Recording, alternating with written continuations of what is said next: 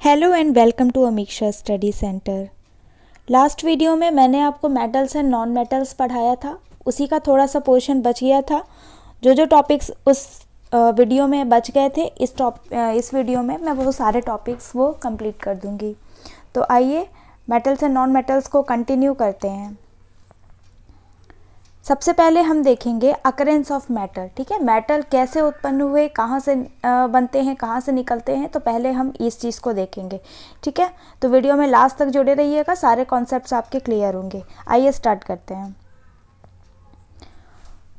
Most elements specially metals occurs in nature in combined state with other elements. तो देखिए क्या मतलब है इस बात का कि मेटल्स और ऐसे बहुत सारे जो एलिमेंट्स हैं, ठीक है, वो क्या है, हमें कंबाइंड स्टेट्स में मिलते हैं। मतलब कि ज़रूरी नहीं है कि एक मेटल जो है सीधे सीधे आयरन निकल आया, सीधे सीधे एल्यूमिनियम निकल आया धरती से, है ना, ऐसा कोई ज़रूरी नहीं है।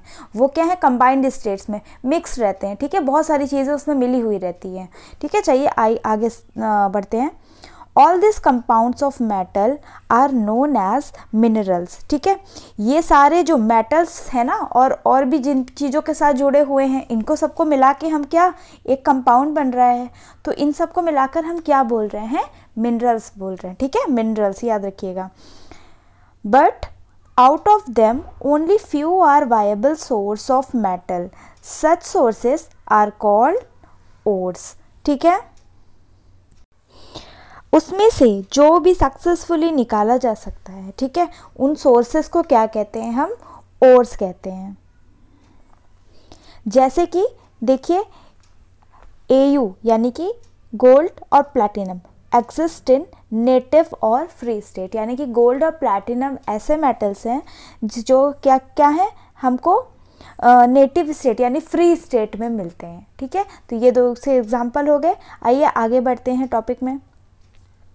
अब हम पढ़ेंगे एक्सट्रैक्शन ऑफ मेटल। ठीक है, इन मेटल्स को जो कि हम ओर्स के माध्यम से हमसे धरती से निकल रहे हैं, हमें प्राप्त हो रहे हैं, उनका हम एक्सट्रैक्शन कैसे करते हैं, ठीक है, उनको अलग कैसे करते हैं।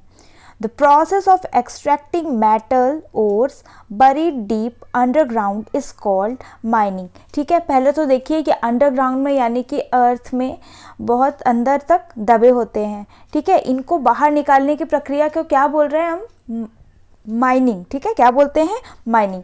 तो ओर्स की माइनिंग करी जाती है ना, बहुत सारी माइंस होती हैं जहाँ से ओर्स निकाले जाते हैं। ठीक है, तो उस प्रोसेस को माइनिंग कहते हैं। The metal ores are found in the earth crust in varying abundance. ठीक है, कोई ज़रूरी नहीं है कि हर जगह हमको एक ही मात्रा में कोई भी ओर या फिर मेटल प्राप्त हो जाए। ठीक है, अलग अलग वेरी करता है। The extraction of metal from its ores is what follows us to use the mineral in the ground. The ores are very different from the finished metal that we see in the buildings and design। अब देखिए जो हमको और प्राप्त हो रहा है और जो मेटल है, ऐसा नहीं है कि बिल्कुल मेटल सीधा सीधा लोहा निकल आया। ठीक है, सीधे सीधा कोई कुछ बनी हुई चीज़ निकल आई लोहे की, ठीक है, लोहे का पाइप निकल आया, ऐसा नहीं है, ऐसे नहीं प्राप्त होता। ओर्स जो होते हैं वो बहुत ही अलग होते हैं जो कि हम मेटल देख रहे हैं। ठीक है, वो बहुत ही ज़्यादा प्रोसेस करने के बाद वो हमको मेटल प्राप्त होता है। चलिए आगे बढ़ते हैं टॉपिक में। अब देखिए, अब आप एक टॉपिक नाम सुन रहे होंगे, गैंग। ठीक है, गैंग क्या होता है, ores consist of desired metal compound and the impurities and earthly substance are called gang। ठीक है, अब देखिए ओर्स जो होते हैं, जो हमने धरती से निकाला वो ओर्स हैं। ठीक है, अब उसमें बहुत सारी इम्प्योरिटीज़, चाहे वो अर्थली सब्सटेंस हो या और भी बहुत सारी इम्प्योरिटी होती है, उन सभी को हम क्या बोलते हैं, गैंग बोलते हैं। क्या बोलते हैं हम उनको, हम गैंग बोलते हैं। ठीक है, ये चीज़ क्लियर हो गई। ये क्वेश्चन पूछता है 1 मार्क में बहुत बार। अब देखिए steps involve in extraction of metals from its ore. अब देखिए कौन कौन से स्टेप्स इन्वॉल्व होते हैं मेटल के एक्सट्रैक्शन में।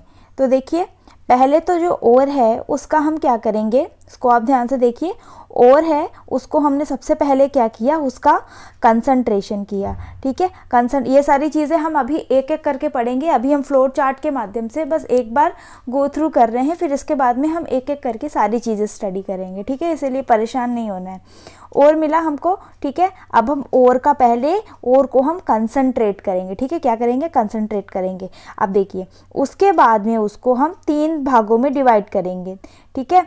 अगर वो देखिए एक साइड आता है कि मेटल्स ऑफ हाई रिएक्टिविटी, ठीक है, रिएक्टिविटी सीरीज आप पढ़ चुके हैं लास्ट चैप्टर में, ठीक है। अगर मेटल अगर हाई रिएक्टिविटी के हैं, सेकंड में आप बांटेंगे कि मेटल्स विथ हाई नहीं, यहाँ पे मीडियम होना चाहिए, ठीक है, मीडियम होना चाहिए, medium reactivity and metals of low reactivity, ठीक है। तो हमने हाई, लो और मीडियम में 3 भागों में डिवाइड कर लिया, ठीक है। अब देखिए अगर मेटल्स लो रिएक्टिविटी के हैं, ठीक है, सबसे पहले आप राइट साइड देखिए, मेटल्स अगर कैसे हैं, लो रिएक्टिविटी के हैं, तब आप क्या करेंगे, देखिए लो रिएक्टिविटी के मेटल्स ज़्यादातर क्या होते हैं, सल्फाइड ओर्स के रहते हैं, यानी कि उनके ओर्स में सल्फेट रहता है, ठीक है, सल्फाइड ओर के रहते हैं।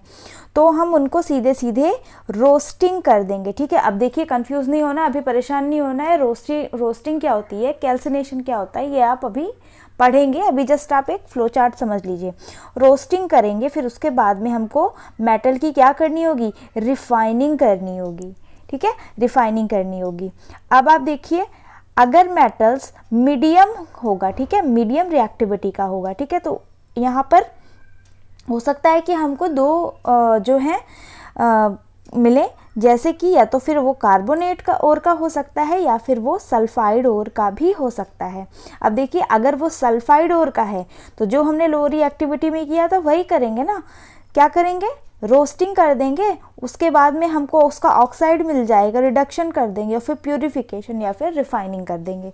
अगर वो कैल्सिनेशन का है तो भी हम कैल्सिनेशन प्रोसेस करेंगे, फिर क्या करेंगे, रिडक्शन करेंगे, फिर प्यूरिफिकेशन करेंगे। समझ में आई बात।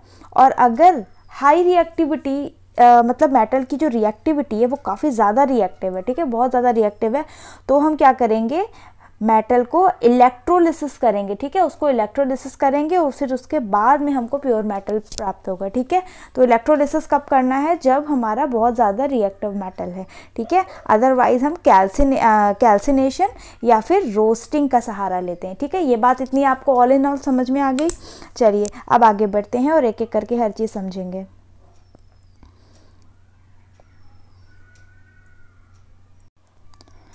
तो देखिए पहले देखिए कंसंट्रेशन ऑफ ओर क्या होता है, ठीक है। हमने देखा कि सबसे पहले कंसंट्रेशन ऑफ ओर करना है, तो एक एक करके इसको भी देखते जाइए। Removal of impurities such as soil, sand, stone, silicates etcetera from mines is known as concentration of ore. तो आपको ये समझ में आया कि कंसंट्रेशन ऑफ ओर किसको कहते हैं, कि देखिए जो जो बड़े बड़े पार्टिकल्स हैं इम्प्योरिटीज़ के, ठीक है, जैसे कि सॉइल है, ठीक है, सैंड है, बहुत सारे स्टोन्स हैं, ये सारी चीज़ें अगर मिली हुई हैं उनको हटाने की प्रक्रिया, इसको क्या कहेंगे हम, कंसंट्रेशन ऑफ ओर कहेंगे, ठीक है बात। चलिए ores which are mined often contain many impurities, this impurities called gangue, ठीक है, गैंग आप पढ़ चुके हैं, गैंग क्या होता है, इम्प्योरिटीज को ही हम गैंग बोल रहे थे। The concentration of ores is also known as enrichment of ores, ठीक है, कंसंट्रेशन ऑफ ओर को हम और एक क्या नाम से जान सकते हैं, एनरिचमेंट ऑफ ओर, ठीक है। तो ये ध्यान रखेंगे, स्टार मार्क कर लेंगे, क्योंकि अगर एग्जाम में एनरिचमेंट ऑफ ओर पूछ लिया, ठीक है, तो आप कंफ्यूज नहीं करेंगे उसके साथ। Process of concentration depends upon physical and chemical properties of ores. Gravity separation, electromagnetic separation, froth flotation are some examples of the process which are applied for the concentration of ore. अब देखिए कि हम क्या concentration में क्या क्या process करेंगे, ठीक है, ये क्या डिपेंड करेगा, ये जो भी आपका ओर निकाला गया है, ठीक है, उसकी फिजिकल और केमिकल प्रॉपर्टी पे डिपेंड करेगा, ठीक है। अब कोई ज़रूरी नहीं है कि हर के लिए एक ही प्रोसेस अप्लाई हो, है ना, वो तो डिपेंड करेगा कि किस प्रकार की इम्प्योरिटी प्रेजेंट है, तो हम उसी प्रकार के क्या है टेक्निक्स अप्लाई करेंगे, जैसे कि ग्रेविटी सेपरेशन हो सकता है, इलेक्ट्रोमैग्नेटिक सेपरेशन हो सकता है, फ्रॉथ फ्लोटेशन, बहुत सारी ऐसी चीज़ें, ठीक है। आइए आगे बढ़ते हैं टॉपिक में। तो अब हम देखेंगे conversion of concentrated ore into crude metal, ठीक है। अब देखिए कंसंट्रेट कर दिया, अब उसको मेटल में कैसे कन्वर्ट करेंगे, तो देखिए conversion of metal ores into oxides. अब क्या करेंगे हम, मेटल को किस में कन्वर्ट करेंगे, ऑक्साइड्स में कन्वर्ट करेंगे, ठीक है। It is easy to obtain metal from their oxides. So ores are found in the form of sulfide and carbonates are first converted to their oxides by the process of calcination and roasting. Oxides of metal so obtained are converted into metal by the process of reduction. ठीक है, अब देखिए, अब हमने concentration कर दिया, ठीक है, अब हम क्या करेंगे, उनको ऑक्साइड्स में बदलेंगे, ठीक है। अब जैसे कि ओर्स जो हैं या तो वो क्या है, सल्फाइड ओर्स हैं या फिर कार्बोनेट ओर्स हैं, ठीक है, उनको हम पहले क्या करेंगे, दोनों को ही पहले हम उनके ऑक्साइड्स में बदलेंगे, ठीक है। अब देखिए, जो सल्फाइड ओर हैं उनको हम रोस्टिंग करेंगे और जो कार्बोनेट ओर हैं उनको हम कैल्सिनेशन करेंगे, ठीक है। अब अभी आगे आप एक एक करके दोनों को स्टडी करेंगे। ऑक्साइड्स ऑफ मेटल और so obtain to and are converted to metal by the process of reduction. और फिर उसके बाद में हमको जब ऑक्साइड मिल जाएंगे bye the process of roasting and calcination respectively, उसके बाद हम क्या करेंगे, उनका रिडक्शन कर देंगे और हमको क्या हो जाएगा, मेटल प्राप्त हो जाएगा, ठीक है। चलिए आगे भी इसको कंटिन्यू करते हैं। और देखिए, अभी आपने देखा कि हम क्या करेंगे, अब हमने कंसंट्रेशन कर दिया है, अब हम या तो रोस्टिंग करेंगे या तो कैल्सिनेशन करेंगे। अब हम रोस्टिंग किसकी करेंगे और कैल्सिनेशन किसकी करेंगे, ये देख लेते हैं। Heating of sulphide ore in the presence of excess water to convert them into oxides is known as roasting, ठीक है। अब देखिए, अब अगर जो ओर है वो सल्फाइड ओर हमको मिल रहा है तो हम उसको क्या करेंगे, उसको ऑक्साइड में बदलने के लिए रोस्टिंग करेंगे, ठीक है। तो यहाँ पे एक रिएक्शन दिया हुआ है, आप देखिए, जैसे कि जिंक सल्फाइड है, जिंक सल्फाइड है, ठीक है। अब इसको हम क्या करेंगे, एक्सेस एयर यानी कि ऑक्सीजन के साथ रिएक्ट करवाएंगे, ठीक है, और हीट देंगे, तो ये क्या बन जाएगा, ZnO यानी कि जिंक ऑक्साइड और सल्फेट अलग हो जाएगा, ठीक है, SO2 अलग हो जाएगा, गैस के रूप में रिलीज हो जाएगा, ठीक है। तो इस तरीके से हमको क्या मिल गया, जिंक सल्फेट से हमने क्या निकाल लिया, जिंक सल्फेट था, यहाँ पे हमको क्या मिल गया, जिंक ऑक्साइड यानी कि मेटल की हमको ऑक्साइड प्राप्त हो गई। अब हम इसका क्या करा सकते हैं, रिडक्शन करा सकते हैं, ठीक है। ये आप नेक्स्ट प्रोसेस में देखेंगे। पहले हम क्या कर रहे हैं, पहले हम कंसंट्रेशन के बाद रोस्टिंग या कैल्सिनेशन कर रहे हैं, ठीक है। अब देखिए, कैल्सिनेशन हम, अब सल्फाइड ओर था तो हमने रोस्टिंग कर ली, लेकिन जब कार्बोनेट ओर है तो हम क्या करेंगे, कैल्सिनेशन करेंगे। तो देखिए, heating of carbonate ore in limited supply of air to convert them into oxides is known as calcination। देखिए, अब यहाँ पे एयर की लिमिटेड सप्लाई है, जबकि रोस्टिंग में क्या था, एक्सेस एयर थी, ठीक है। ये याद रखने की चीज़ है, इसको स्टार मार्क कर लेंगे और इसको याद रखेंगे, ठीक है। अब देखिए, जैसे कि जिंक का कार्बोनेट और प्रेजेंस है यहाँ पे, ठीक है, जिंक कार्बोनेट है, इसको क्या करेंगे, हीट करेंगे, तो यहाँ पे क्या मिल जाएगा हमको, जिंक ऑक्साइड मिल रहा है, ठीक है। यहाँ पे देखिए, यहाँ पे ऑक्सीजन के साथ रिएक्ट कराया था ना, लेकिन यहाँ पे ऑक्सीजन के साथ रिएक्ट नहीं करवाया है, क्योंकि रीज़न है कि कार्बोनेट ओर में खुद ही ऑक्सीजन प्रेजेंट है, जबकि सल्फाइड ओर में नहीं प्रेजेंट है, तो वहाँ पे हमको ऑक्सीजन सप्लाई करनी पड़ रही है, जबकि यहाँ पे नहीं, हमको अलग से यहाँ पे कार्बन डाइऑक्साइड गैस जो है रिलीज़ हो जाएगी और हमको जिंक ऑक्साइड जो है वो प्राप्त हो जाएगा, ठीक है। बात, चलिए इतना समझ में आया। चलिए अब आगे बढ़ते हैं और हम अब देखेंगे कैल्सिनेशन और रोस्टिंग जो प्रोसेस है उसमें हम डिफरेंस देख लेंगे, ठीक है। तो इसको थोड़ा सा ध्यान से देखिएगा, क्योंकि ये एग्जाम पॉइंट ऑफ व्यू से बहुत ज़्यादा इंपॉर्टेंट है, ठीक है। तो पहले कैल्सिनेशन देखिए, first point, it is done for carbonate ores, ठीक है। ये किसके लिए किया जाता है, कार्बोनेट ओर्स के लिए किया जाता है, ठीक है, ये याद रहेगा। चलिए, रोस्टिंग किसके लिए किया जाता है, सल्फाइड ओर्स के लिए किया जाता है, ठीक है, आसान है ना। चलिए नेक्स्ट देखिए, carbonate ores heated in the absence of oxygen, ठीक है। इसमें एब्सेंस ऑफ ऑक्सीजन या लिमिटेड, जो आपने देखा लिमिटेड लिखा हुआ था, लिमिटेड या फिर एब्सेंस, क्योंकि कार्बोनेट ओर्स में देखिए, मैंने बताया था ना, क्या इसको याद करने का तरीका है कि इसमें खुद ही ऑक्सीजन होता है, ठीक है, कार्बोनेट में, जबकि इसमें नहीं होता है। रोस्टिंग में क्या, सल्फाइड ओर्स में होता है, इसमें ऑक्सीजन नहीं प्रेजेंट है, तो ये यहाँ पे जो है प्रेजेंस, ऑक्सीजन की प्रेजेंस जरूरी है, ठीक है। ये हो गया, और फिर उसके बाद में आप एक एग्जांपल लिख देंगे जो आपने पीछे देखे, ठीक है। ये हो गया डिफरेंस, ठीक है। चलिए आगे देखिए, अब हमने ऑक्साइड कर लिया, ठीक है, ऑक्साइड निकाल लिया। अब हम क्या करेंगे, मेटल का रिडक्शन करवाएंगे, ठीक है। Heating of oxides of metal and turn them into metal is known as reduction. ठीक है, फर्स्ट देखिए extraction of metal of least reactivity. Least reactivity के बारे में देख लेते हैं। Mercury, copper which belong to least reactivity series are often found in the form of their sulphide ore. ठीक है, ये बहुत सारे जो हैं जो कि लो रिएक्टिविटी वाले हैं, जैसे कि मर्क्यूरी, कॉपर, ये सारे किस में पाए जाते हैं, ज़्यादातर सल्फाइड ओर्स में पाए जाते हैं। देखिए जैसे कि सिनेबार, सिनेबार किसका ओर है, सिनेबार है मर्क्यूरी का ओर, बहुत इंपॉर्टेंट है, याद रखिएगा। Is the ore of mercury. Copper glance C2S Cu2S यानी कि कॉपर सल्फाइड, ये किसका ओर है ये है कॉपर का। Is the ore of copper. Extraction of mercury metal. ठीक है, यहाँ पे एक एग्जांपल के तौर पे मर्क्यूरी का एक्सट्रैक्शन करके बताया गया है। Cinnabar is the first heated in air, this turns HgS into HgO। ठीक है, ये क्या कराया, पहले तो रोस्टिंग कराई, सल्फाइड ओर थी, इसकी रोस्टिंग कराई तो हमको क्या मिल गया, HgO यानी कि मर्क्यूरी ऑक्साइड मिल गई by the liberation of sulphur dioxide. ठीक है, रोस्टिंग में कौन सी गैस रिलीज होती है, sulphur dioxide. Mercury oxide is so obtained is gain heated strongly, this reduces mercury oxide into mercury metal। देखिए क्या किया जा रहा है कि जो मर्क्यूरी ऑक्साइड हमको प्राप्त हुई, अब उसको अगेन क्या कर रहे हैं, स्ट्रांगली हीटेड कर रहे हैं, सो दैट हमको मर्क्यूरी ऑक्साइड से क्या मिल जाए, सीधा मर्क्यूरी जो है as a metal, pure metal हमको प्राप्त हो जाए। ठीक है, तो उसके लिए क्या कर रहे हैं, हीट कर रहे हैं बहुत ज़्यादा। अब देखिए, अब दूसरा देखेंगे extraction of metals towards the top of the reactivity series. अब उन मेटल्स का हम एक्सट्रैक्शन देखेंगे जो कि क्या है, रिएक्टिविटी सीरीज में टॉप में थे। ठीक है, देखिए इलेक्ट्रोलिटिक रिडक्शन। ठीक है, अब इनका क्या करेंगे, हम इलेक्ट्रोलिटिक करेंगे। इलेक्ट्रोलिसिस दिखाया था ना पहले वाले पेज में आपको कि हम क्या करा रहे थे, इलेक्ट्रोलिसिस करा रहे थे।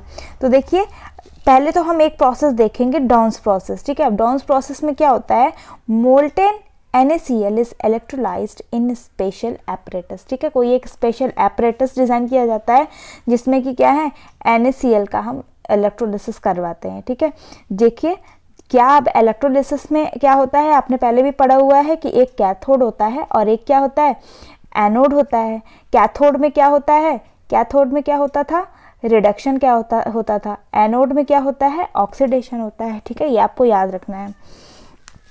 चलिए तो देखिए, अब कैथोड साइड क्या रहेगा, मोल्टेन स्टेट में सोडियम रहेगा यानी कि Na पॉजिटिव। ठीक है, अब यहाँ से ये क्या है, इसमें इलेक्ट्रॉन ऐड करेंगे तो ये क्या है, Na प्राप्त हो जाएगा। ठीक है, इसमें क्या होगा, ये इलेक्ट्रॉन एक्सेप्ट करेगा और इसको Na मिल जाएगा, मेटल इज डिपॉजिट। और एनोड साइड क्या होगा, क्लोराइड रहेगा और वो एक इलेक्ट्रॉन लूज कर देगा, तो हमारी क्या है, क्लोरीन गैस लिबरेट हो जाएगी। समझ में आई ये बात। चलिए अब सेकेंड प्रोसेस हम देखेंगे जो कि हाई रिएक्टिविटी की हम बात कर रहे हैं। यहाँ पे सेकेंड है हॉल्स प्रोसेस। ठीक है, अब हॉल्स प्रोसेस में देखिए हम किसका रिडक्शन करा रहे हैं, कौन से ओर का, a mixture of molten alumina and fluoride of a solvent usually cryolite is electrolyse. अब देखिए हॉल्स प्रोसेस में किसका इलेक्ट्रोलिसिस दिखा रहा है, क्रायोलाइट का। ठीक है, देखिए इसमें क्या है, कैथोड में क्या है, रिडक्शन हो रहा था, मैंने बताया था आपको। एनोड में क्या होता है, ऑक्सीडेशन। ठीक है, तो कैथोड में देखिए क्रायोलाइट में क्या हम रख रहे हैं, ये देखिए कंपाउंड कौन सा है, ये है। तो यहाँ पे कैथोड में एल्यूमिनियम है जो कि इलेक्ट्रॉन एक्सेप्ट करेगा और एल्यूमिनियम अपने जो है प्योर स्टेट में आ जाएगा।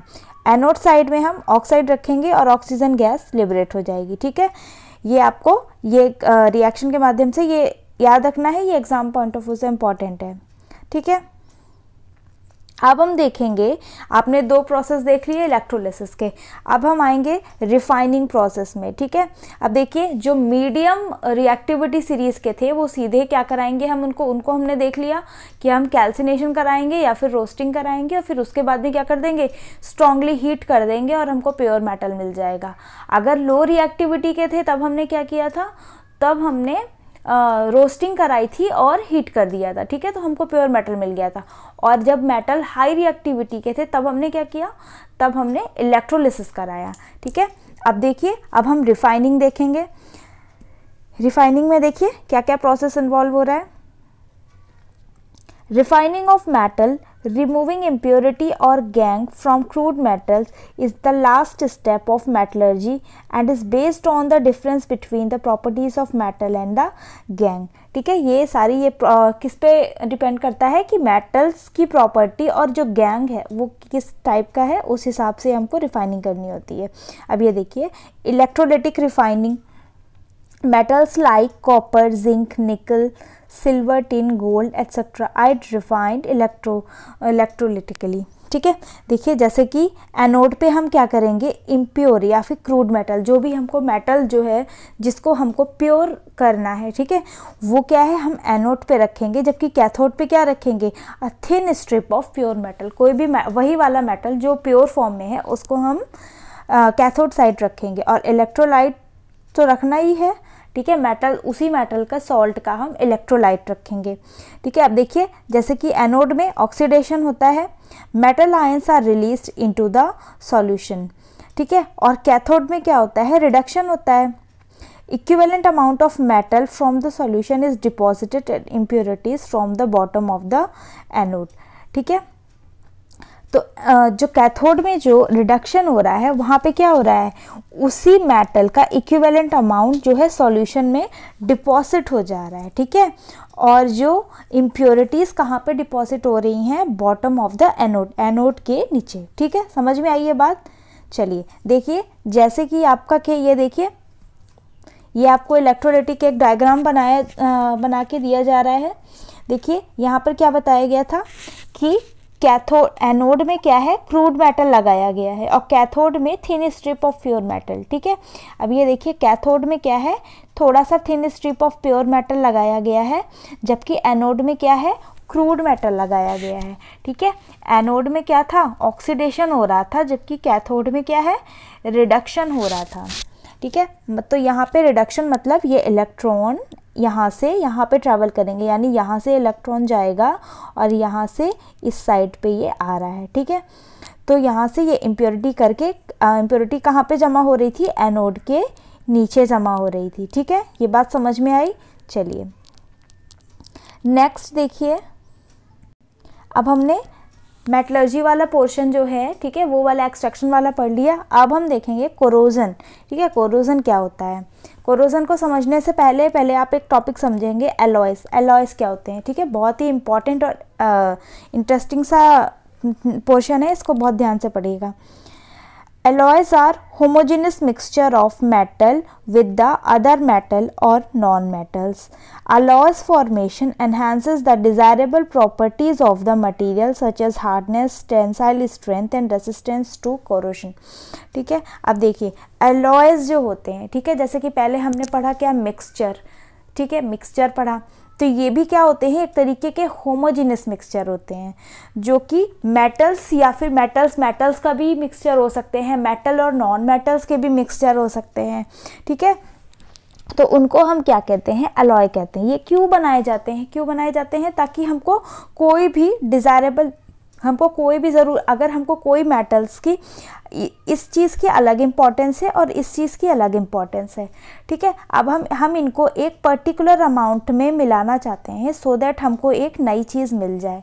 ठीक है, इसीलिए हमको, और इस सब्सटेंस को हम क्या बोल रहे हैं, अलॉय, क्योंकि ये वो चीज़ है जो कि हम डिफरेंट चीज़ें बनाने में उपयोग कर रहे हैं, या फिर हम इसको किसी एक पर्टिकुलर तरीके से उपयोग करना चाहते हैं, जो कि हम अकेले इससे नहीं कर सकते थे और अकेले इससे नहीं कर सकते थे। ठीक है, इसीलिए हमने इन दोनों को मिला के एक अच्छी ऐसी चीज़ बना दी जो कि क्या है, हमारे लिए यूज़फुल थी। उसी को हम क्या कह रहे हैं, अलॉय कह रहे हैं। ठीक है, अब ये क्या है, ये मिक्सचर जो है मेटल का भी हो सकता था, मेटल और नॉन मेटल का भी हो सकता था।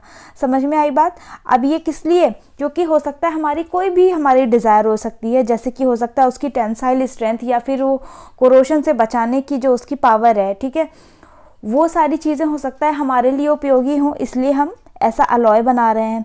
जैसे कि आप एग्जांपल देखिए कुछ अलॉयस के, ब्रास, ब्रॉन्ज, शोल्डर, ठीक है, अमालगम, ये सारी चीज़ें क्या हैं, अलॉय हैं। अब देखिए ब्रास जो है किन मेटल से लेकर बना हुआ है, कॉपर एंड जिंक। किससे लेकर बना हुआ है, कॉपर एंड जिंक। ठीक है, ये याद रखिएगा, कॉपर और जिंक से क्या बना हुआ है, ब्रास, और ब्रॉन्ज कॉपर और टिन से, ठीक है, कॉपर और टिन से क्या बना हुआ है, ब्रॉन्ज। शोल्डर, जो शोल्डर जिससे शोल्डरिंग करते हैं ना, है ना, वो किससे, वो क्या होता है, लेड और टिन से, ठीक है, किससे, लेड और टिन से, ठीक है। और अमालगम क्या होता है, अमालगम होता है मर्क्यूरी एंड अदर मेटल, कोई भी मेटल अगर मर्क्यूरी के साथ है तो उसको हम क्या बोलते हैं, उसका अमालगम बोलते हैं, ठीक है।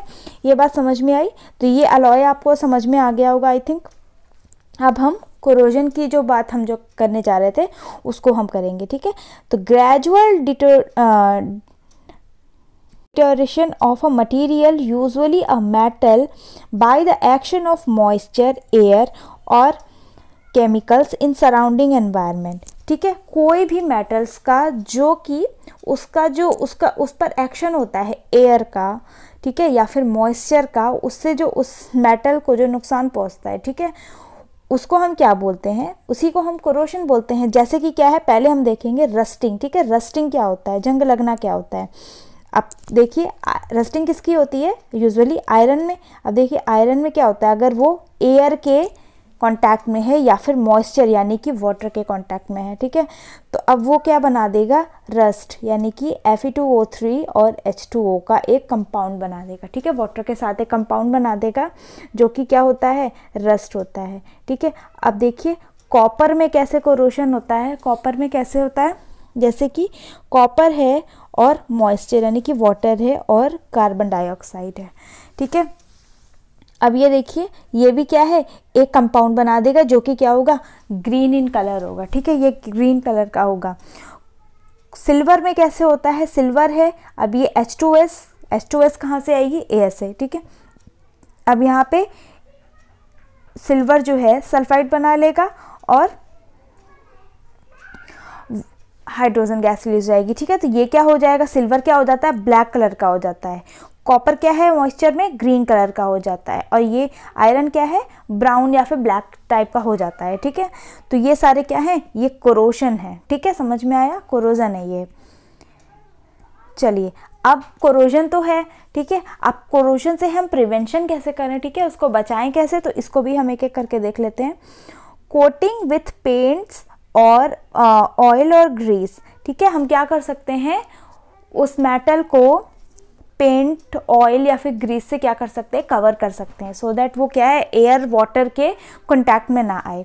द एप्लीकेशन ऑफ पेंट और ऑयल और grease on metal surface keep out air and moisture, ठीक है, वही जो बात मैंने आपको बताई कि अगर हम पेंटिंग, ऑयलिंग, ग्रीसिंग करते हैं तो हम उसको वाटर या फिर एयर के कांटेक्ट से बचा सकते हैं, ठीक है, ये बात हो गई। अब है देखिए अलॉइंग कर सकते हैं। अलॉय मैंने अभी आपको बताया कि अलॉय क्या होता है, ठीक है, दूसरे मेटल या नॉन मेटल के साथ मिक्सचर बना देना, होमोजीनियस मिक्सचर बना देना, ठीक है। Alloyed metal is more resistant to corrosion, जैसे कि स्टेनलेस स्टील। अब देखिए स्टेनलेस स्टील जो कि बर्तन होते हैं, ठीक है, ये आपने सुना होगा वर्ड, जो कि बर्तन हम यूज़ करते हैं, ठीक है। अब आप सोचेंगे लोहे का, नहीं, अगर लोहा होता, आयरन होता, तब तो उसमें क्या हो जाता, वो कोरोड हो जाता, ठीक है, उसमें रस्टिंग हो जाती। लेकिन स्टेनलेस स्टील क्योंकि उसमें बहुत सारे अलॉयज़ मिले हुए हैं, ठीक है, और भी दूसरे मेटल्स को मिला के स्टेनलेस स्टील बनाया गया है, इसीलिए क्या है, उसको हम कोरोशन से बचा पाए हैं, ठीक है, बात समझ में आई।